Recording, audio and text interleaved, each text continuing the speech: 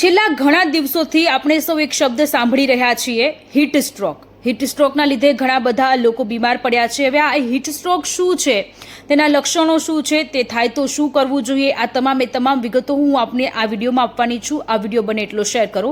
સૌથી પહેલાં આપણે સવાલ થતો હશે કે હીટ સ્ટ્રોક એટલે શું? જ્યારે આપણા શરીરનું તાપમાન વધતું હોય છે, શરીર જાતે જ તાપમાન નિયંત્રણ નથી કરી શકતું, અથવા તો શરીર પરસેવો ઉત્પન્ન કરવાની ક્ષમતા નથી ધરાવતું, શરીર જાતે ઠંડુ નથી પડી શકતું, શરીર જાતે ઠંડુ પડવામાં અસમર્થ હોય છે, અને હીટ સ્ટ્રોક કહેવાય છે.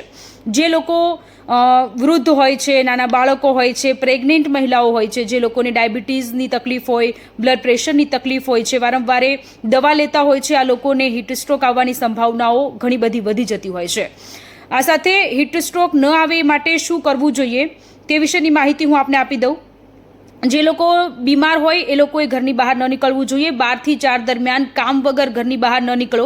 સફેદ અથવા તો આછા રંગના કપડાં પહેરવા જોઈએ. ઘરની બહાર કોઈ કામ હોય ત્યારે નીકળો છો તો તમારી સાથે ટોપી અથવા તો સ્કાર્ફ રાખો, અને બને એટલું વધારે પડતું પાણી પીવું જોઈએ.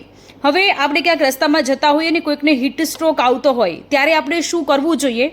ફટાફટથી એમ્બ્યુલન્સને બોલાવવી જોઈએ. જે વ્યક્તિને હીટ સ્ટ્રોક આવી રહ્યો છે તે વ્યક્તિને ઠંડી જગ્યાએ લઈ જવા જોઈએ.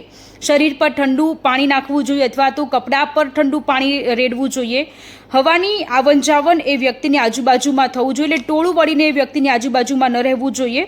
કપડું ભીનું કરી તેના શરીર પર ગરદન, બગલનો ભાગ છે, જાંઘનો ભાગ છે, માથાનો ભાગ છે, ઠંડા કપડાથી એક ઠંડુ કપડું આ શરીરના આ ભાગો પર રાખવા જોઈએ. હવે હીટ સ્ટ્રોક ક્યારે આવે છે?